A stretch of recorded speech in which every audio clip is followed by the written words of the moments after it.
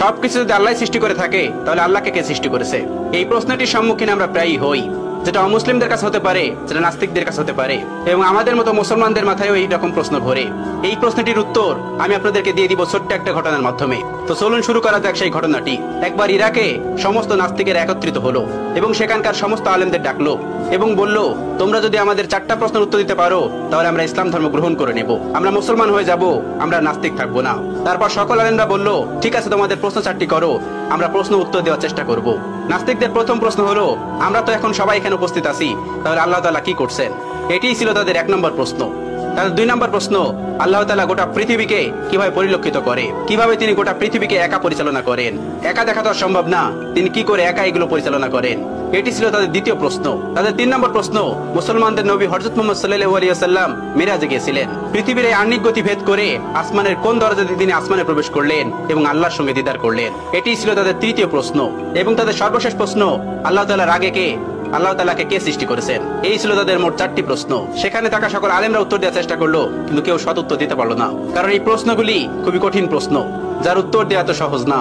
তারা কেউ পারল না তাদের উত্তর দিতে।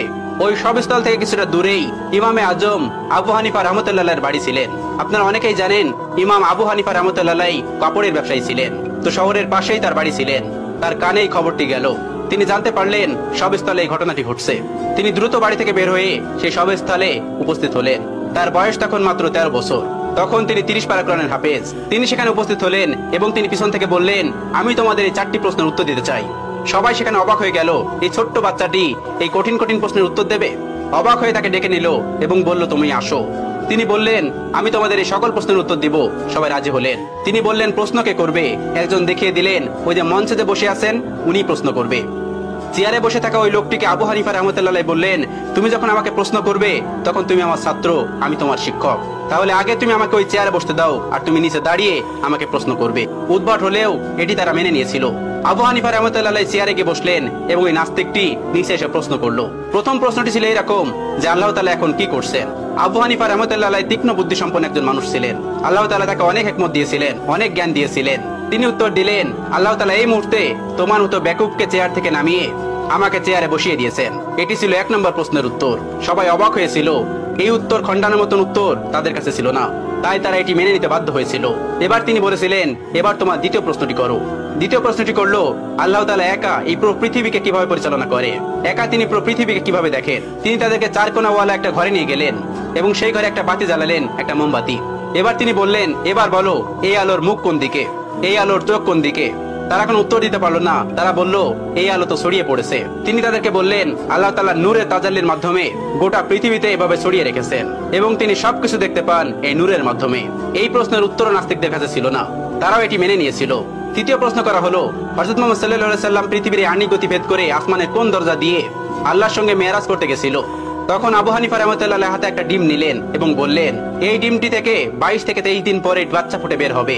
এবার তোমরা বলো, এই ডিমটি বাচ্চা কোন দিক থেকে বের হবে? তারা বললেন, এটিতে ঠোঁট দিয়ে ডিম ভেঙে বের হবে। তিনি বললেন, কোন দিক দিয়ে বের হবে? তারা বললেন, এটা আমাদের জানা নেই।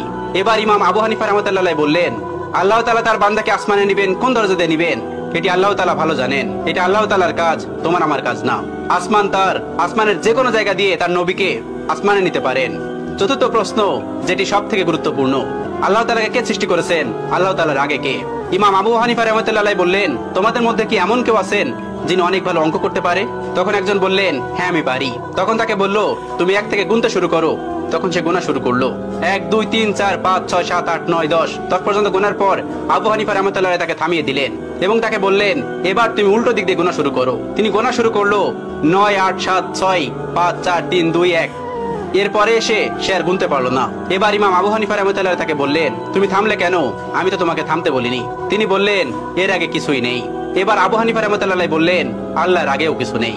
সামান্য একটা সংখ্যা দিয়ে যদি তার আগে কি আছে তুমি বুঝতে না পারো, তাহলে তুমি সেই মহান সত্তাকে কিভাবে বুঝতে পারবে যে তার আগে কেউ নেই? তোমার মাথায় এই জ্ঞান আল্লাহ তাআলা দেননি। এজন্য তুমি প্রশ্ন করো, আল্লাহ তাআলার আগে কে? আল্লাহ তাআলার আগে কেউ নন। কুল হুয়াল্লাহু আহাদ, আল্লাহুস সামাদ, লাম ইয়ালিদ ওয়া লাম ইউলাদ ওয়া লাম ইয়াকুল লাহু কুফুয়ান আহাদ। তিনি এক এবং একক, তাকে কেউ জন্ম দেননি, তিনিও কাউকে জন্ম দেননি।